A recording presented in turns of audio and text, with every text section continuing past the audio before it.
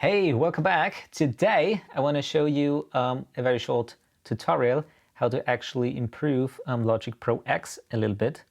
I'm in the middle of the process for setting up this laptop that I got for mobile mixing or making edits on the go.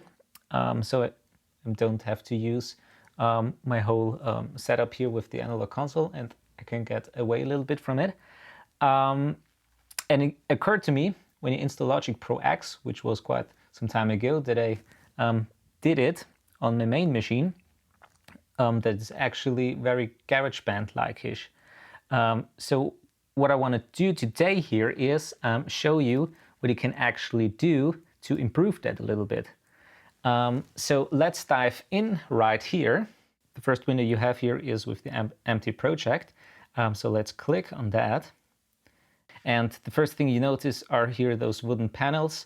The view might actually look quite differently than you see on other YouTube videos where they use Logic, because there are some things that you can do to get a little bit more professional features.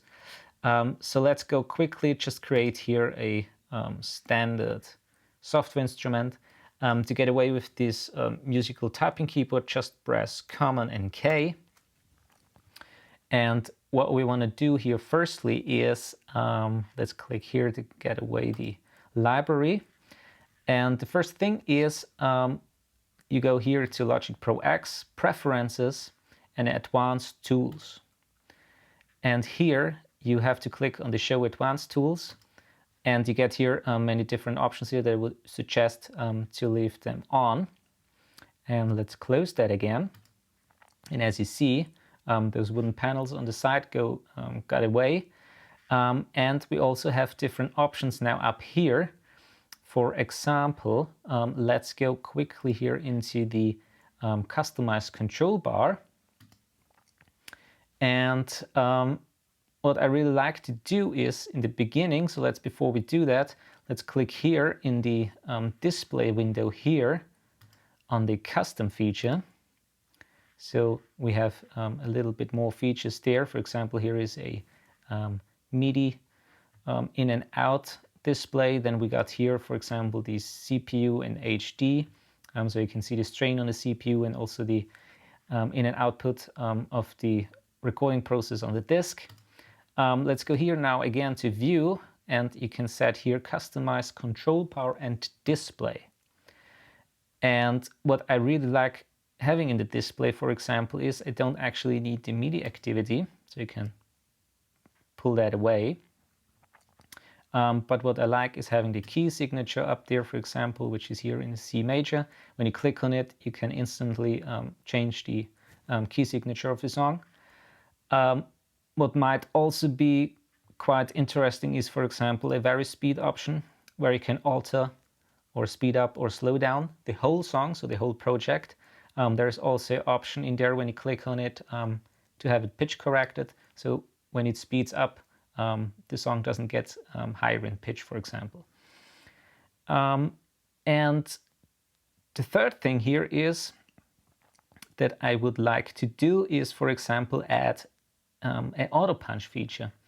And this Autopunch feature is, so let's take away, for example, a Vary Speed again, is a really key element in recording, because back in the day when they used tape machines, the only option to don't overwrite or over-record of a part of the song is to have a punch feature.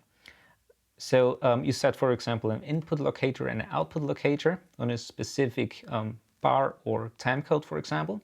And once you are at the beginning of this time code, it automatically sets the tape machine into record mode, records all the way through to the end of that locator point, and it immediately goes out into playback. So you don't overwrite anything that's after this certain sequence and also before.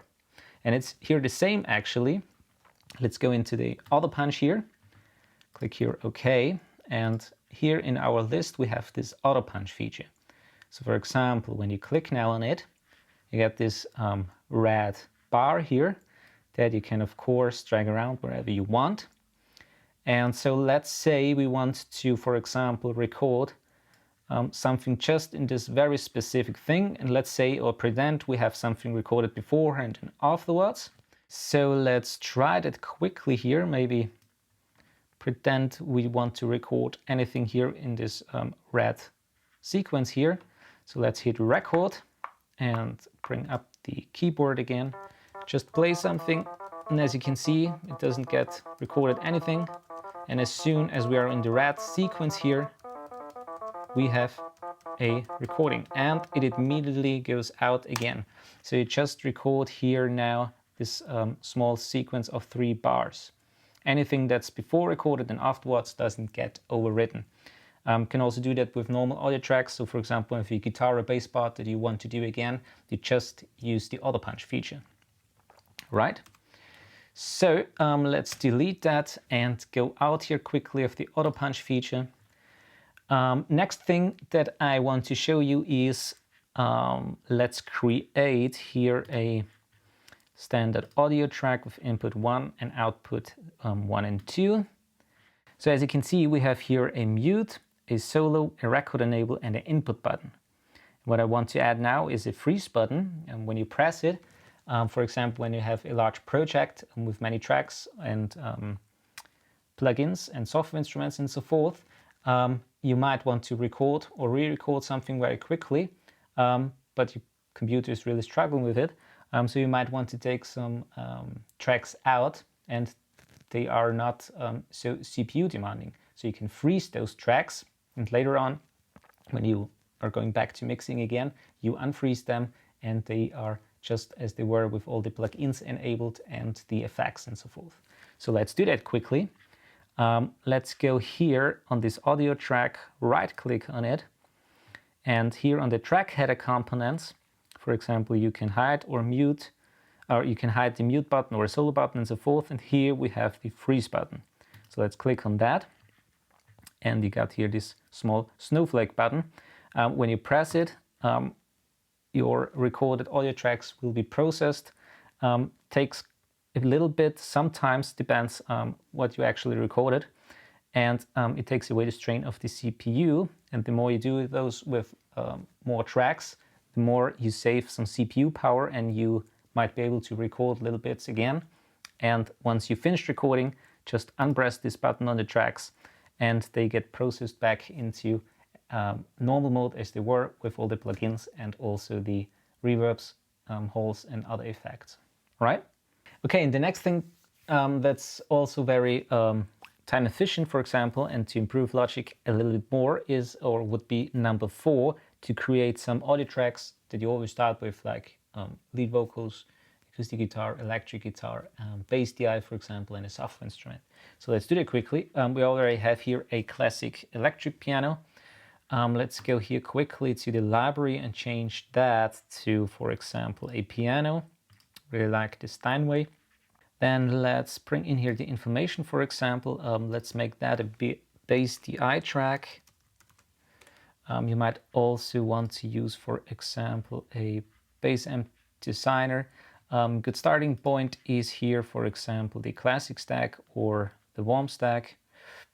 Can also use, for example, a DI with a little bit of crunch, but that's really up to you. Then maybe let's duplicate the track here with that. We also need, for example, acoustic guitar, then electric guitar, lead vocal, right?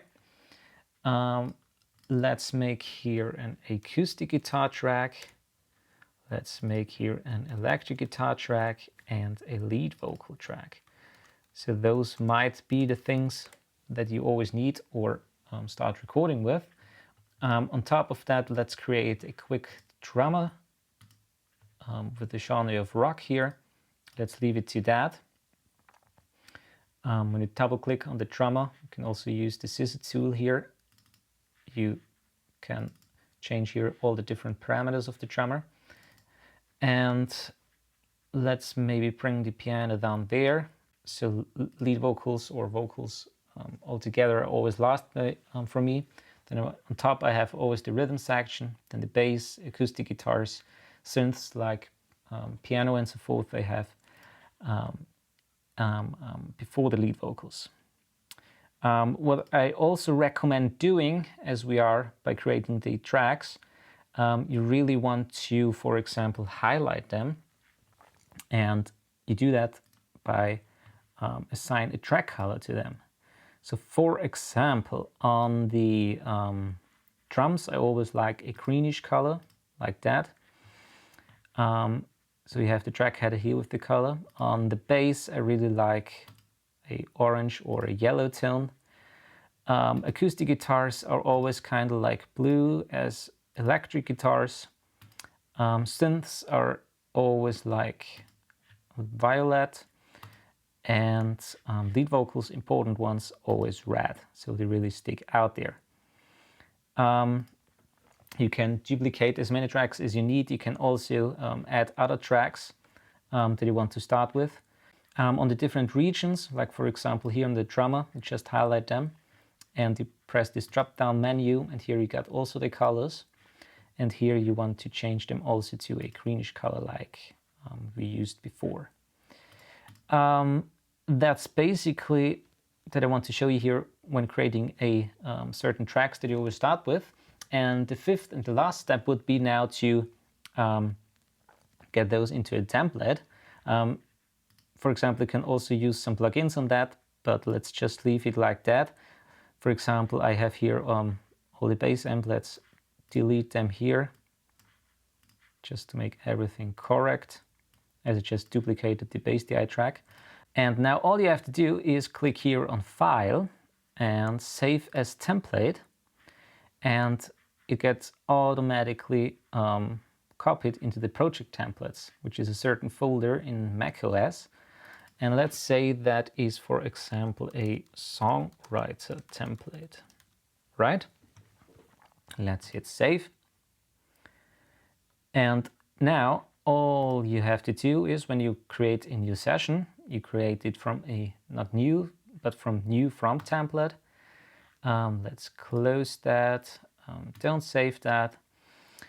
And you go here now on this folder, which is called My Templates.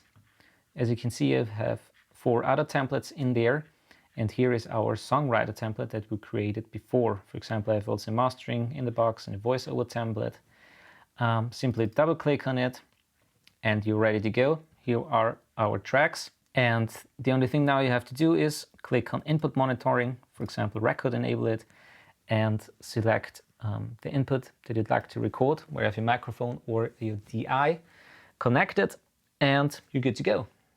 All right, so that's basically it. I hope that it could give you some ideas how to improve Logic Pro X a little bit, a very basic 5 steps that you might want to do, and it really saves quite some time every time you have to do a new session. So you just can start with this template and it's always there. So thanks for watching. Please subscribe if you want to see more videos like that in the future. And as always, see you in the next video.